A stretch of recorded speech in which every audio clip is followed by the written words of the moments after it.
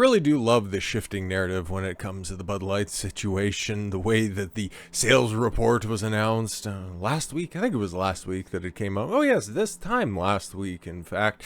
And all of the numbers were, well, they were just irrefutably down across the board. But now, well, they've run it back, at least internationally. Like, there's no proper way to spin the U.S. sales being catastrophically down. So now they've just said, yeah, okay, well, just go ahead and there's no real resuscitation aspects when it comes to massaging those numbers. But hey, around the world, things are going great. As opposed to what they were doing earlier this week, just going, no, everything's fine, it's great, don't worry about it. They'll come back, I think. Maybe not all of them, but some of them will. Arguably, the most famous New Yorker cover depicts the view of the world from 9th Avenue. Where are we going, Barons? You're supposed to be a reputable financial paper, and now you're just waxing poetic. I don't understand. Is a self-admittedly myopic map, but one that demonstrates how easy it is to forget the rest of the globe, no matter one's location. How are you going to spin this, okay? It sounds fantastic and a great way to start off of a grocery store romantic novel, but I don't really know. Because now, I guess, if you're going to wax fantastic about Manhattan, well, that would have to include sidewalk barbecues with cinder block pig roasts. Oy, oy, oy. It's the same impulse that's led to confusion about how Anheuser Busch InBev, hey, it actually posted a gain today. What, up 1.25 whole points? Oh my god. See, guess what, Budweiser? It's back, baby. Reported such strong second quarter results despite the ongoing U.S. boycott of its Bud Light brand. Oh, okay, no, they haven't really pivoted all that much, just saying, no, you guys are just stupid. It's kind of like the way that they were running the boycott in, oh god, May or it's been going on for so long, and they've been fucking up so catastrophically time and time again. It's tough to keep everything straight in this timeline. But no, the numbers aren't bad. You're buying into misinformation by reading the documents and looking at the reports. No, you're just too stupid to understand. Things are going great, guys. Don't mind that your largest audience, your biggest consumer pool, are turning their nose up even at free beer at this point. It's all great, though. Shares of AB InBev jumped last week. Well, I talked about it last week, and as we're going to get towards the end of this article specifically, it's not actually up all that much at all. After it reported an overall strong quarter, just don't look at the evidence. What's your source? I fucking made it up myself. As earnings per share came in ahead of expectations and organic growth climbed. What the fuck do you mean by that? That's kind of like how the Biden administration is measuring the economy's health by diversity, inclusion, and equity standards. How well is that working out for everybody? That's a topic for another video. Bud Light brand was certainly a drag. No, that's just who they hire to promote their beer. With the second quarter volume down double digits in North America, but this region accounts for only a quarter of AB InBev's business. That's hilarious. Just a quarter of your business, North America, comprised of 3 countries. But we're in so many other countries. Don't worry about it at all. No. It's not like it's down by a whole hell of a lot. Good thing we don't have numbers to cross that back with. Company's global presence is something that bulls have reportedly noted.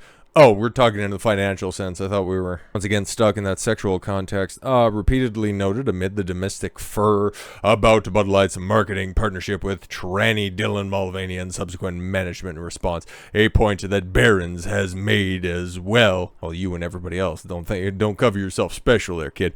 With Bud Light's issue in the United States now discounted in estimates and management keen to push back on further incremental negative U.S. narratives. This is a really fucking fancy way of going, yeah, we're trying to fix it. We don't know how to, but we know what we want to ultimately accomplish. We just have no fucking idea how to get there. Investors can return to look at a bigger ABI picture, noted city analyst Simon Hales following the report. That's fantastic. Didn't Citi also downgrade the stock of Anheuser Busch at some point in time and have yet to reappraise that? Interesting. Worldview is certainly a brighter one. Oh, organic revenue jumped in all of AB InBev segments outside of North America, so it's just localized to the bigoted sector of the world. Sure thing. And the company enjoyed strong pricing power as well. Well, why don't you go ahead and run actual numbers instead of rewriting history one laborious line at a time. But now we have some, actual numbers closer to the end of this, and, well, it doesn't necessarily paint the brightest picture. Well, Bud Light's troubles weighed on operating margins in the second quarter. No, I thought everything was peachy keen. And Novacell expects that they will be weak in the second half of the year as well. No, everything was going to be fine, right? International sales were going to go ahead and buoy Anheuser Busch to a really good year, right? Oh, no. Okay, cool. So at least they had a strong first quarter. He doesn't think that they will be hit as hard and notes that many commodity costs will lessen for the company. In addition, he writes, and although AB InBev's free cash flow was negative in the first half, negative, and they were supposed to be making their money. Hey, which, guess what? When you're a beer company, when do you sell the most beer? Is it during the beginning, where there's very few holidays, or is it normally during the summertime, when everybody's congregating outside and you reach for a cold brew? Maybe you're just hoping for a really strong third quarter and, everybody just gets drunk in fist fights over Thanksgiving instead of at the beach, because it kind of skipped out on that. Estimates the company will still notch free cash flow of roughly $4 billion for the year as whole. But you guys also had very lofty expectations for this year. And, well, to say that you missed that would also be to say that Biden missed those Air Force One steps a time or two. Another Biden reference. Ultimately, he, like others, argued that Bud Light's American woes won't slow down AB InBev's broader global gains. It's so funny. You keep saying all of this stuff, but you don't provide any evidence. You don't even provide any concrete numbers until the final line right there. The first time we've actually seen percentage points, dollar amounts. That's fantastic. AB InBev is up 1.3% in recent trading to $57.24. They used to be in like the $70s. $70, okay? And the beer was popular in the 70s. It didn't have nearly as many controversies associated with it. Although it is still down 4% for the year. Oh, there you go. But it has climbed more than 7% from its spring low, so it's not as bad as it has been, but it still hasn't even got up where it was at the beginning of the year. Oh, fantastic. But don't worry, guys. A softer second half projection is just totally going to make up for your absolute failure. But I also understand why they aren't necessarily delving into the hard and fast numbers, because it's not great.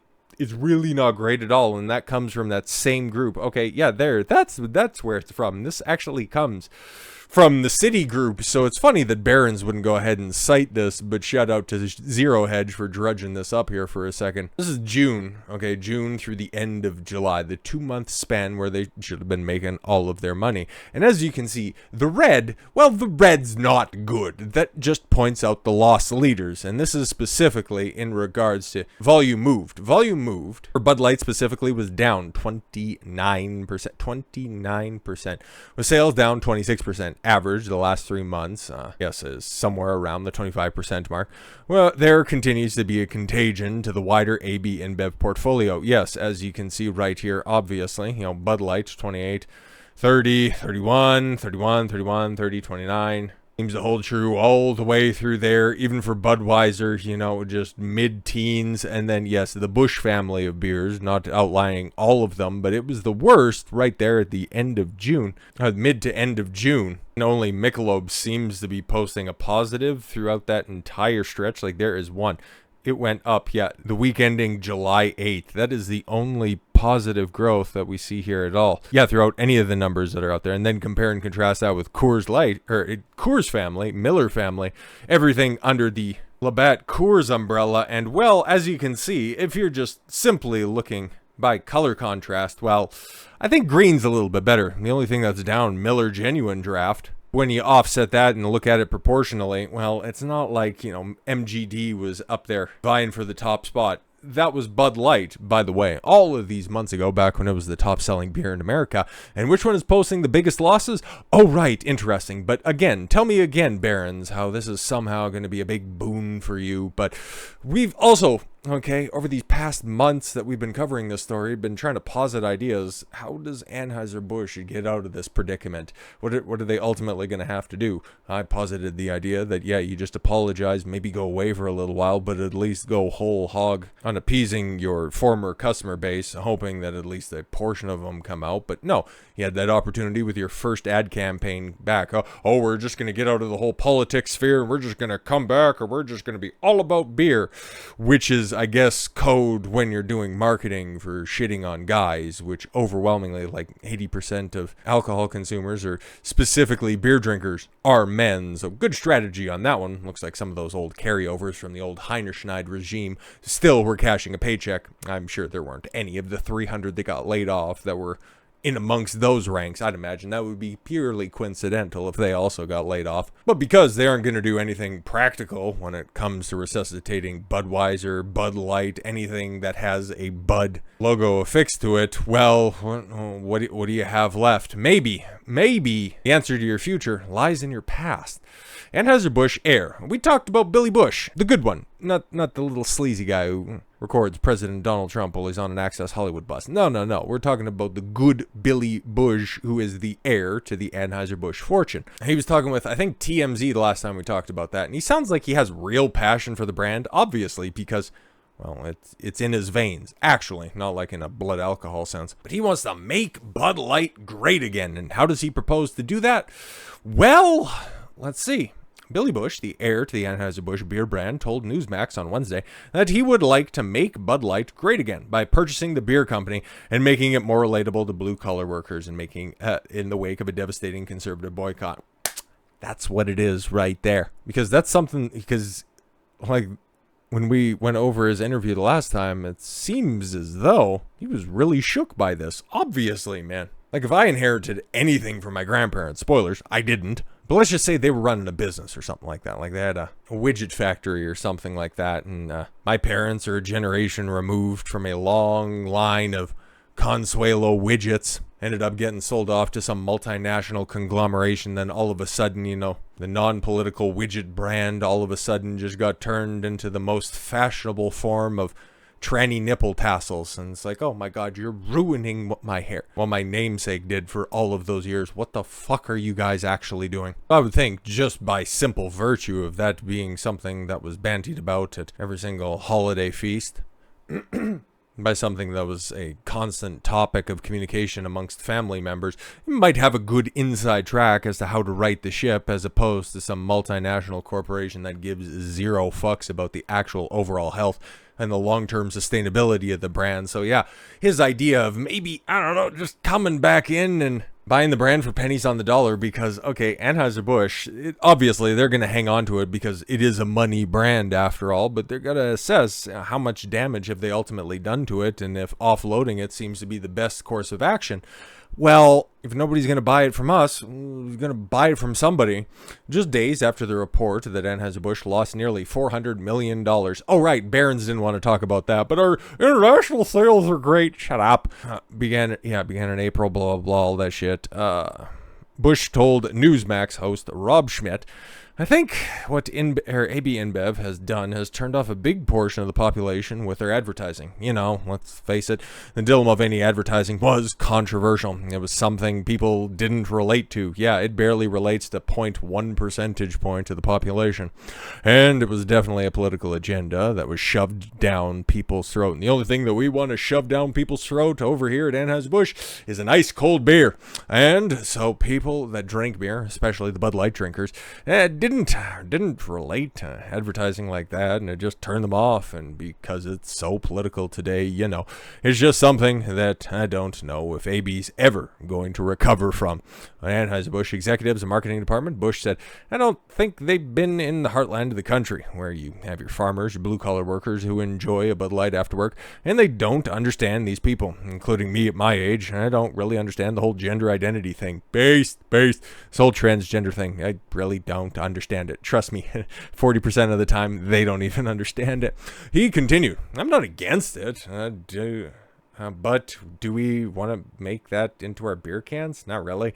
That's not something that we can relate to. And most people that drink a Bud Light can relate to. And these people that are running the company now, they bring in these very woke liberal college kids and they put them to work in the marketing departments that come up with the advertising like this. Yo, man, this guy's been...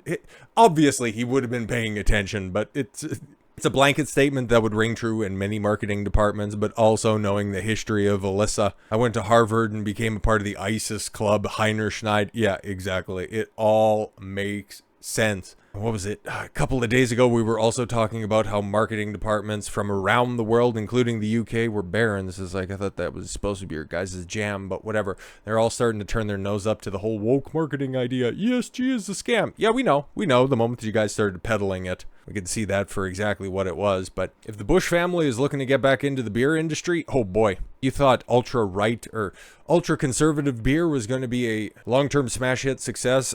Yeah. Bringing back the architects of America's once great favorite beer. Oh, that would be easy money. Easy money. So if Anheuser Busch doesn't want to give up the ghost, well, I'm sure Adolphus Busch was who founded the brand way back in the cut. I'm sure that would sell gangbusters over the current incarnation. Nobody's purchasing. It'd be just poetic justice to go ahead and push them off the shelf and then replace it with a bit of tradition. Obviously. I think we're seeing a shift in the way that people are perceiving the world, and maybe a return to tradition. Perhaps that's what's going to be the cause du jour for the second half of 2023, because it sure as fuck isn't woke marketing. So with all that said, thank you all very much for the gift of your time. I've been Don Consuelo. I want you to follow your gut and get after it. Take care, everyone.